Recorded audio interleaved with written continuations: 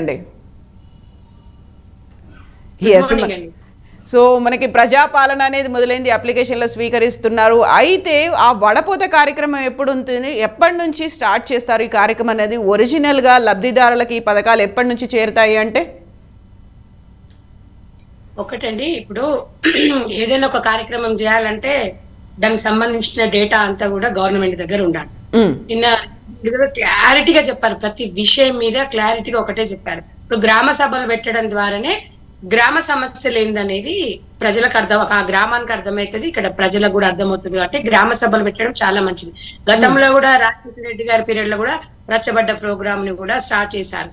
So పాపం అది start చేసే క్రమంలో అరగా జరిగింది. అంటే కాంగ్రెస్ పార్టీ ప్రజల కోసం పనిచేస్తుంది కాబట్టి గ్రామ సభల ద్వారా చేస్తున్నాం. ఒకటి అండి, ఇప్పుడు మీరు రేషన్ కార్డుల విషయంలోనే కానివ్వండి, మరి అవి కొన్ని ఉంటాయండి. డేటా అంతా కలెక్ట్ చేయాలంటే నిజంగా కంపల్సరీ ఆ డేటా ఉండాలి గవర్నమెంట్ దగ్గర. నిజంగా నిరుపేదలు ఎవరు, ధనవంతులు ఎవరు? ధనవంతులకు మనం ఇచ్చేది మిస్గైడ్ అయిపోతుంది. మనం ఇచ్చే గవర్నమెంట్ నుంచి ఉపాధి మండి వాడేదో 3 అంతస్తుల బిల్డింగ్ ఉండి నెలకు ₹1,00,000 రెంట్లు వస్తుంటే కూడా వైట్ రేషన్ కార్డు ఉన్న వాళ్ళు చాలా మంది ఉన్నారు.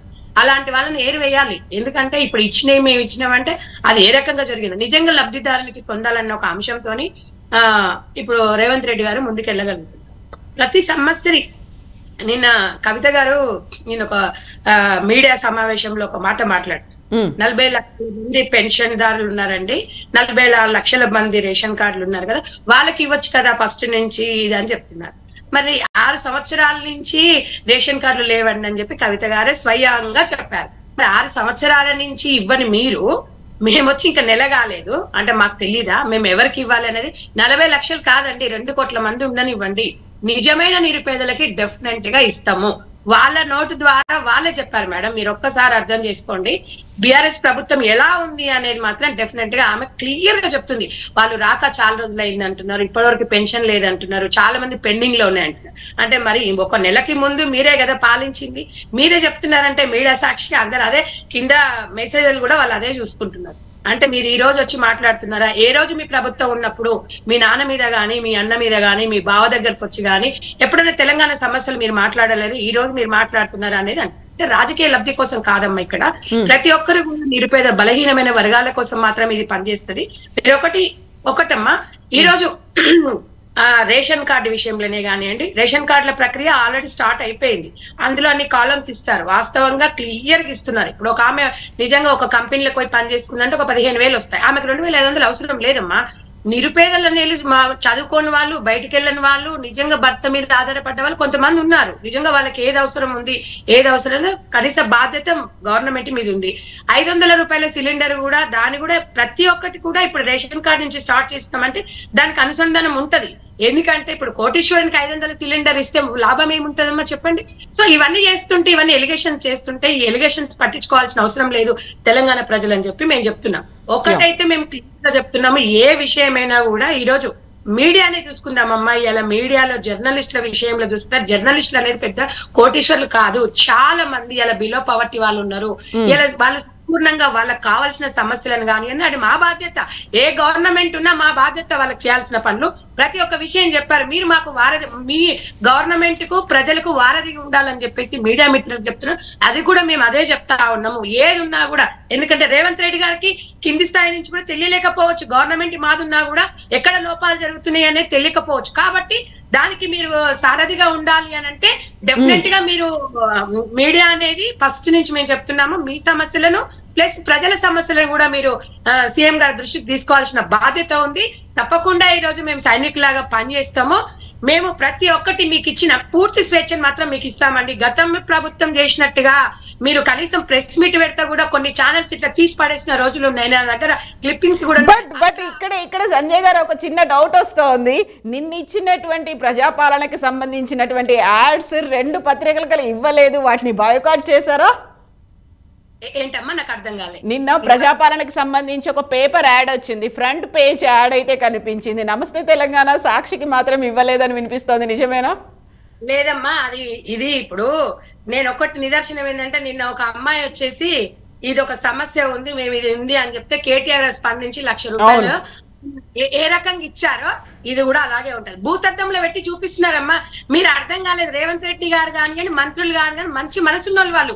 మేము కక్షలు తీర్చుకోవడానికి రాలే, ప్రజల కోసం ప్రజా పాలన కోసం వచ్చినాం తప్ప నమస్తే తెలంగాణ నమస్తే తెలంగాణ దాని గురించి సాక్షి అనేది మాకెందుకుంటదమ్మా. ఇప్పుడు మీడియా పరంగానే చూడాలి తప్ప వాళ్ళు చూసుకుంటారు తప్ప వాళ్ళు చేసిన తప్పుడు మేము చెయ్యము అని చెప్పాం. గతంలో నాయకులకు కూడా చెప్తున్నారు, గత పాలకులు చేసిన తప్పును మీరు చేయొద్దు అని ఒక సీఎం గారు ప్రతి ఒక్క మంత్రులకు ఎమ్మెల్యేలు కూడా సూచిస్తున్నారు. ఇక్కడ ఎంపీటీస్ లాగా సర్పంచ్ లకు కానివ్వండి, ప్రజాప్రతినిధులకు అందరికీ సైనికుల్లాగా మీరు పనిచేయండి. మనం గత పాలకులు చేసినట్టు చేస్తే వాళ్ళకి మనకు తేడా ఉండదు. కక్ష తీర్చుకోవడానికి రాలేదు, మనకు టైం లేదు. ప్రజలు విసిగిపోతున్నారు 10 సంవత్సరాల నుంచి. వాళ్ళకి ప్రతి ఒక్కటి కూడా ప్రక్రియ స్టార్ట్ కావాలంటారు. బడ్జెట్ అంటే ఇవన్నీ ఒక క్లారిటీకి వచ్చినాకనే కదమ్మా ఎంత డబ్బులు కావాలి సత్యంనేం ఆలోచిస్తాము. ఎందుకమ్మా మన తెలంగాణ రాష్ట్రము తప్పకుండా ఒక గాడిలో నడుస్తుంది. ఈ 1-2 లక్షల డబ్బులు కూడా ఎక్కడికి వెళ్ళినాయి, ఏం జరిగింది అనేది కూడా అన్ని బయటికి వస్తాయి. ప్రతి ఒక్క మంత్రులు నిన్న చూసిండు కదా, మనం ఎప్పుడు చూసినా ఒక కామెడీ, పాలమ్మినా పూలమ్మినా కట్టెలమ్మినా అని ఈ రోజు 40 ఎకరాల భూమిని కబ్జా చేసిన ఇలా మల్లారెడ్డి గారు లాస్ట్ మరి కట్టెలు పూలే అమ్ముకుంటారేమని ప్రజలు అంటున్నారు. ఇవన్నీ కామెడీ ఉన్నా కూడా నిజమా కాదా? ప్రతి ఒక్క కాలేజీకి ప్రతి ఒక్క నాయకులు ఎవరైనా కానివ్వండి, ఏ పార్టీ వాళ్ళైనా కానివ్వండి, ప్రజల సొమ్మును తీసుకున్న వాళ్ళని తప్పకుండా కూడా మేము ఎవరిని కూడా వదిలిపెట్టే ప్రసక్తి లేదు. దాంతో అభివృద్ధి పథంలో నడుస్తాం. అభివృద్ధిని ఆపేసి వీళ్ళు చేసిన తప్పును బయటకు తీస్తామని కాదు. అదే నడుస్తుంటది, ఇదే నడుస్తుంటది. డెఫినెట్ గా సమీక్షా సమావేశాలలోనే ఇవన్నీ ఒక క్లారిటీకి వస్తాయన్న ఉద్దేశంతో ప్రతి ఒక్కరిని కూడా సంతోషంగా ఇలా ఒక సీఎం అంటే ఒక ప్రజలలో ఒక మనిషి ఇలా ప్రతి జర్నలిస్ట్ ప్రతి సామాన్య మానవులు చెప్తున్నారు, ప్రతి సామాన్య ప్రజలు చెప్తున్నారు అసలు ఎంత సంతోషంగా ఉంది ఒక సీఎం చూడడం అనేది ఏందని.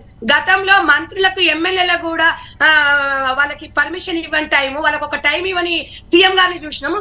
ఈ రోజు చూసినట్టే సామాన్యమైన ప్రజలు వైకి సీఎం గారిని కలుస్తుంటే అదే అని చెప్పి నిదర్శనం అని చెప్పి నేను తెలియజేస్తున్నానమ్మా. సంధ్య గారు మనతో పాటుగా జాయిన్ అయ్యారు. కర్నె అరవింద్ గారు, బీఆర్ఎస్ పార్టీ అధికార ప్రతినిధి. నమస్కారం అండి అరవింద్ గారు. ఇప్పుడు ఖజానాలో లంక బిందెలు ఉంటాయనుకుంటే ఖాళీ బిందెలే దర్శనం ఇచ్చేలా ఎందుకని అంతా ఊడ్చుకొని వెళ్ళిపోయారు? నెక్స్ట్ వచ్చేటువంటి గవర్నమెంట్ కోసం అసలు ఖజానాలు లేకుండా ఎందుకు ఖాళీ చేశారు అలా?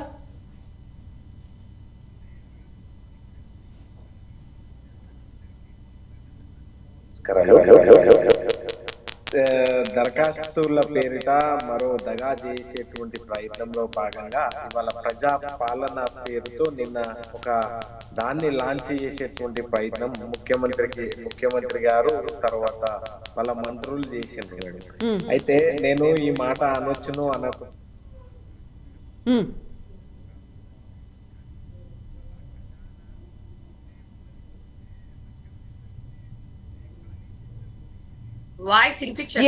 అరవింద్ గారు, ఒక చిన్న ప్రాబ్లం, మీ ఆడియోతో ప్రాబ్లం వచ్చినట్టుంది, మళ్ళీ మనం రీకనెక్ట్ అవుదాము.